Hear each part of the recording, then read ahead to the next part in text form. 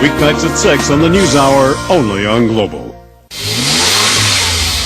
When most people are shopping for a Japanese import mid-size sedan, they gravitate towards the Camry, the Accord, and maybe the Mazda 6. And most people don't consider it the Subaru Legacy, even though it has standard all-wheel drive and a unique boxer-style engine. This new 2010 Subaru Legacy hopes to change all of that. First of all, Subaru has dropped the price by $3,000, making it more competitive than Camry Accord. Still, it sure has all-wheel drive as standard equipment and a new and improved boxer engine with much greater efficiency. In addition to that, they've added more content, they've made the car bigger, and they hope with all of these changes, this new Legacy will be much more competitive.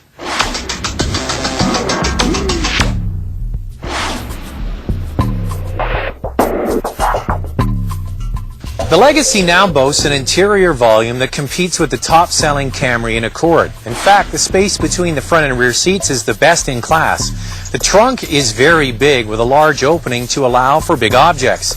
The rear suspension has been adjusted to provide superior handling, yet achieve more cargo space. Now the Legacy has turned into a vehicle that is much more usable for average families. You know, the old Legacy, I always enjoyed driving it, especially because it had superior handling over most other mid-sized cars. Low center of gravity, all-wheel drive. It was definitely a driver's machine, and this one is no different. It's a bit bigger, but it still has all those same attributes. Especially now that they've refined the engines, it's quieter and feels more sophisticated. It still is a driver's car, it's just a better driver's car.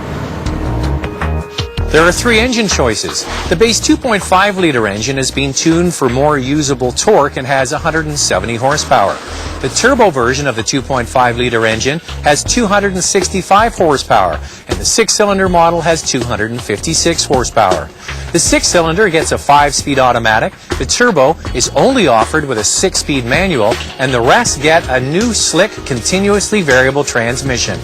Now, to affect the best fuel consumption, they put a continuously variable transmission in this car, and in the past I've not really been a fan of these sorts of designs, but this one seems to be very well sorted. I've got it in manual mode right now.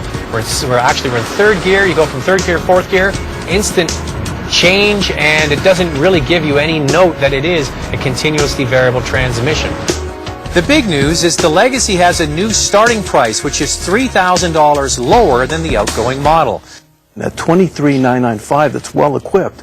Wow, I didn't think I'd get an all-wheel drive vehicle this well built with this much equipment at this price. So it's right in the sweet spot in terms of the competitive set of intermediate sedans. And I think that's what we really need to have those wow factors to get people to look at Subarus, because those people are very loyal to their brands. So what we need to do is to get them interested in our vehicle. So to answer the question, should the Subaru Legacy be on your shopping list if you're in the market for a mid-sized Japanese car? Yes, because it has a much more compelling package. It's now cheaper. Of course you get all-wheel drive and the boxer engine, and you get a much better package that's bigger and much easier to live with.